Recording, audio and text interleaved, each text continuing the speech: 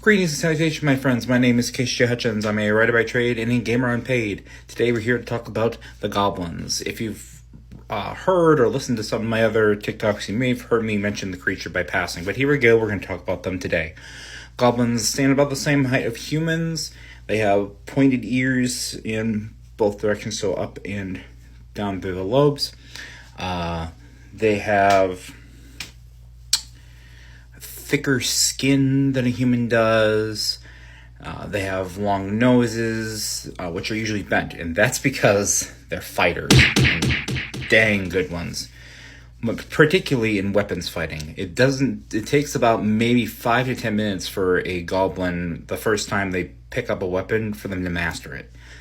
And it's from their years of fighting in various wars in the land they inhabit, which is the land of Conflictus. But they can back most creatures into a corner if they have even just a staff in their hand. They're that deadly with things. However, they're not limited to such things. They know how to use guns. They know how to use... they've picked up a bazooka before, and they figured out what it does and how to use it. They're very proficient in swords. You name it, they can use it. Another feature of... But, before I go on to another feature, as much as I say they're scary and everything else, they are very much an honor-bound society. So they're not like the aggressive conquerors and stuff like that. No. Usually, if they get in a fight with you, it's because you've questioned their honor or you've insulted them some way or something along those lines. It's not really they just pick a fight to pick a fight with you. Most of the times, there's a reason to why they're fighting you. Very much a warrior kind of race. It's very interesting to think about for a couple of reasons. So let's first go back to one of their features. So the other feature they have is their skin are all different kinds of colors.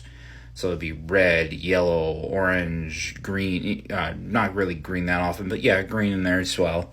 But one rare one is considered purple. Purple, at one time, was to distinguish the royal line of the Goblins. Because in the land of Conflictus, they were the leaders. Goblins were in charge of not only their people and their kingdoms.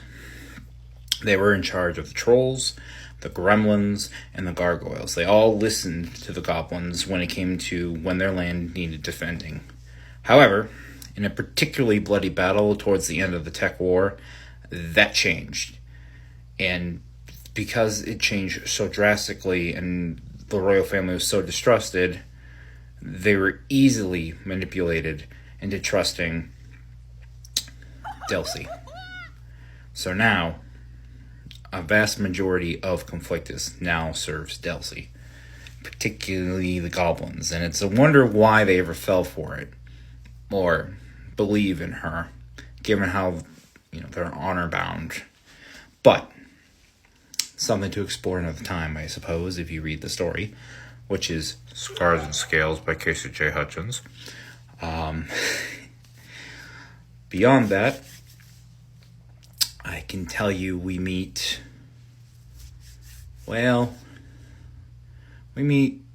two goblins by name. I'm only going to mention one. We meet Roland towards the very beginning of the story, in which Xerxes is not sure if he should trust him or not. However, why or why not, or why he should, is for something for you to read. Other than that, I think that's it. I don't think there's anything too much to the Goblins. It's, typical interesting creature, I guess. So I will either see you the next time or the time after that, or never.